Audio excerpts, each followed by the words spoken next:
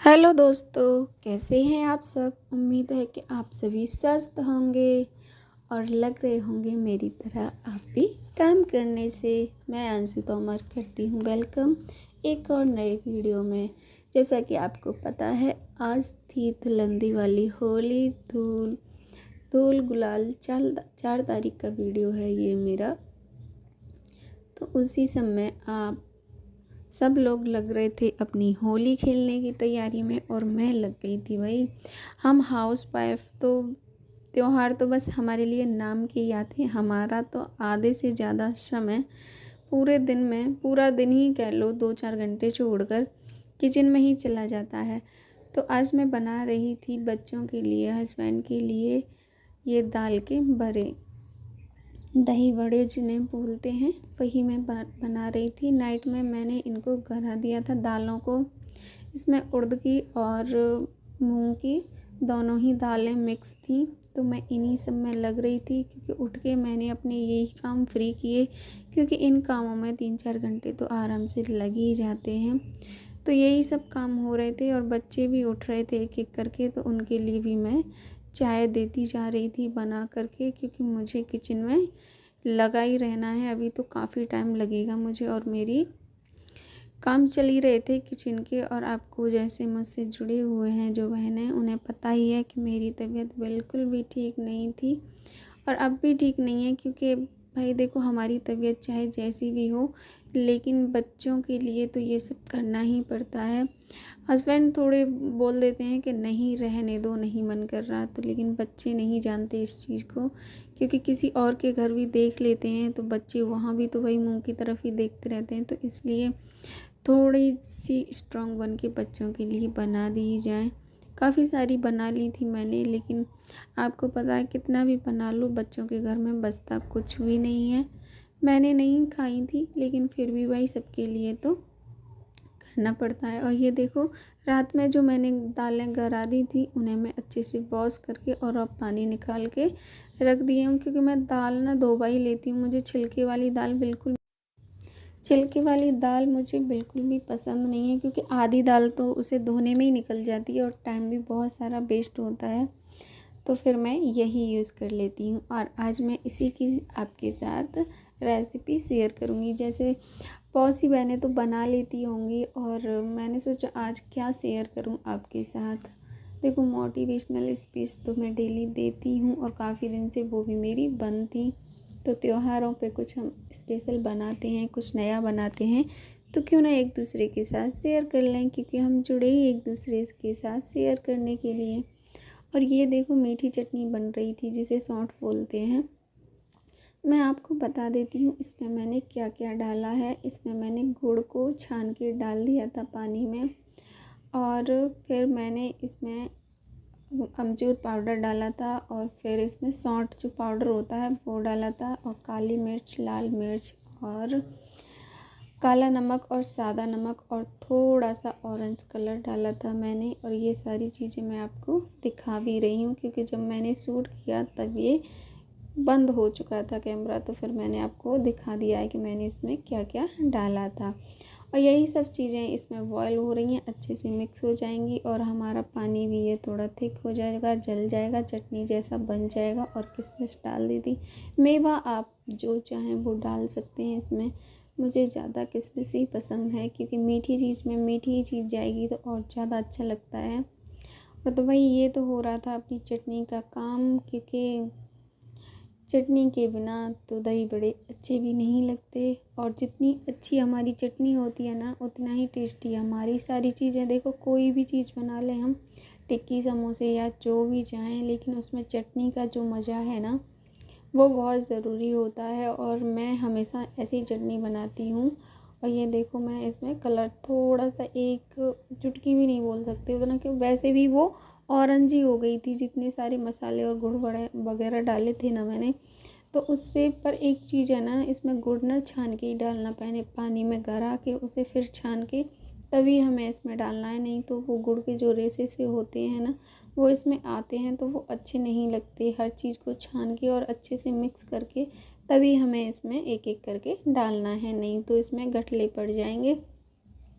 और ये देखो मेरी चटनी बन गई थी, और बनने के बाद ये बहुत ज़्यादा थिक हो जाएगी जब ठंडी हो जाएगी तब, क्योंकि ये काफ़ी देर से, आधा घंटे से बन रही थी।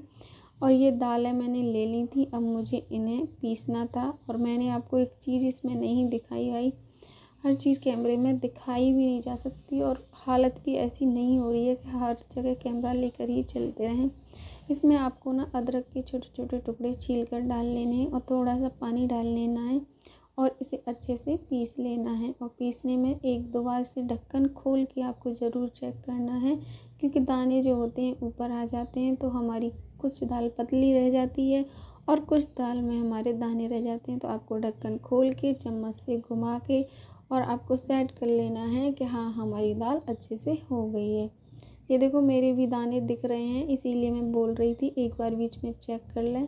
और बीच में चेक करने के बाद आप लोग इसे दोबारा से मिक्स करके, और फिर जब आपको लग रहा है कि ये मेरा पाउडर, ये जो मैंने बनाया पेस्ट, ये गाढ़ा है, तो थोड़ा सा पानी मिला लें। नहीं तो आप गाढ़े से ही बनाएं, क्योंकि पकौड़ी हमारे गाढ़े से ही अच्छी बनेंगी। पतली होने के बाद तो वो फैल ही जाएंगी, पकौड़ी की शेप लेंगी नहीं। तो थोड़ी मिक्सी में डाल के, ज़्यादा नहीं डालना, थोड़ा थोड़ा भाई, क्योंकि ये भी हार्ड होता है और आसानी से नहीं घूमता। तो बस ऐसे ही आपको धीरे धीरे ये सब कर लेना है। और मैंने ऐसे ही पूरी दाल को अपनी धीरे धीरे से आराम आराम से पीस लिया था, क्योंकि मेरी मिक्सी हो गई है काफ़ी पुरानी, और पुरानी में हम जैसे जितना आराम से और धीरे से काम करेंगे उतना ही अच्छा है। और लेके आ गई थी मैं अपने इस भगोने को। भगोने में सारी दाल मैंने पीस ली थी, और इसमें मैंने डाल दी थी हींग। हींग मैं आपको दिखाऊंगी, क्योंकि हींग इसमें डालना बहुत ज़रूरी है, क्योंकि उड़द की भी दाल थी ना, तो बादी भी करती है, तो उसके लिए हमें अदरक और हींग डालना बहुत ज़रूरी होता है इसमें। भाई मैं तो डालती हूँ, औरों का मुझे पता नहीं। और इसे ना हमें अच्छे से फेंट लेना है, काफ़ी टाइम तक फेंटना है। और मैं आपको बताऊंगी कि आपको कैसे पता चलेगा आगे कि इसमें अब ये हमारा जो पेस्ट है वो पकौड़ी लायक बन गया है या नहीं बना। भाई हमें कैसे पता चलेगा, हमने खूब फेंट लिया, एक ही साइड में इसे फेंटना है। भाई इतना थिक था ना ये पेस्ट के मेरे हाथ में दर्द होने लगा था, लेकिन मैंने भी कैमरा बंद करके अच्छे से फेंटा ऐसे बैठ के आराम से, क्योंकि इसको फेंटना बहुत ज़्यादा ज़रूरी होता है। जब तक हम इसे नहीं फेंटेंगे तब तक हमारी जो पकौड़ियाँ हैं वो सॉफ्ट नहीं बनेंगी, मुलायम नहीं बनेंगी। जितना फेंट लोगे उतना ही अच्छा रहेगा। देखो ये चीज़ होती है मेन। ये पानी कर लिया, और पानी में आपको इनको डाल के देखना है, और डालने के बाद अगर ये तैर रही हैं और थोड़ी देर बाद तक ये तैर ही रही हैं, फैली नहीं है, तो आप ये समझ लो आपका पकौड़ी का पेस्ट बनके तैयार हो गया है। ये होती है इसमें एक ट्रिक, जब अगर डालने के बाद हमारी दाल फैल रही है, या थोड़ी देर बाद 1-2 सेकंड के बाद वो धीरे धीरे फैल रही है, तो आपको और घुमाने की इसे ज़रूरत होती है। और देखो ये आपको, मैंने इसमें थोड़ा ही सा तेल था इसमें बनाई थी, क्योंकि मुझे अभी कान्हा जी के लिए निकालनी है। और ये तेल जो है ना, अच्छा वाला तेल था, इसमें लहसुन प्याज की कुछ पकौड़ी वगैरह कुछ नहीं बनाई थी मैंने। तो पहले मैंने ये कान्हा जी के लिए कुछ निकाल ली थी इसमें से, फिर इसमें से मैं तेल भरूँगी। और पकौड़ी की एक अच्छी आदत और होती है भाई, देखो दिखाया नहीं जा रहा था सब कुछ, अगर हम इसमें अच्छे से तेल डाल के बनाएंगे ना, रिफाइंड में बनाई थी, अगर इसमें कुछ भी बनाओ रिफाइंड में या तेल में, तो ये पकौड़ी में एक अच्छी आदत होती है कि जैसे ही ये सिकती जाती है ना, अपने आप ही पलट भी जाती हैं, ज़्यादा तेल होगा तो। पर मैंने इससे कम तेल में ही किया, फिर बाद में मैंने एक तेल और कर लिया था, क्योंकि मुझे कान्हा जी के अलग निकालनी थी। और ये देखो बनाने के बाद जो ठंडी हो गई थी, उन्हें मैंने पानी में डाल दिया था। और जो अभी अभी बनाई हैं बस जस्ट अभी, इन्हें बस थोड़ी देर बाद ठंडी होने के बाद मैं पानी में डाल लूँगी।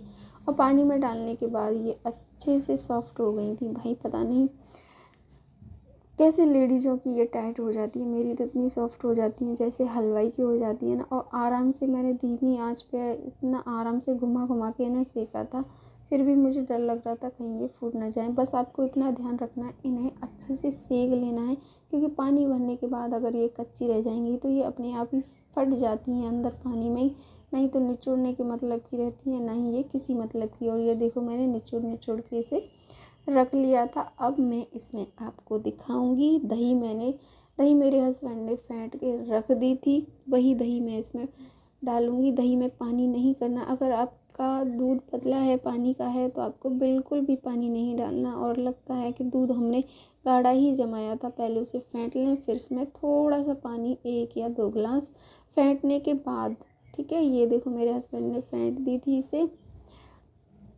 और मैं इसे डाल रही थी, और मैंने इसमें पानी नहीं मिलाया था बिल्कुल भी, लेकिन बाद में मुझे पानी की ज़रूरत पड़ी थी, क्योंकि ये दही है ना, ये जो पकौड़ी है ना, दही को पी जाती हैं, तो वहीं की वहीं जो जम गई थी वो जम गई थी। ये कान्हा जी के लिए मैंने निकाल दिया था प्रसाद, और ये हरी चटनी मेरे हस्बैंड ने बना दी थी, और बच्चे आ गए थे होली खेलने के बाद घर पर। Okay, bye bye, happy Holi आप सभी को।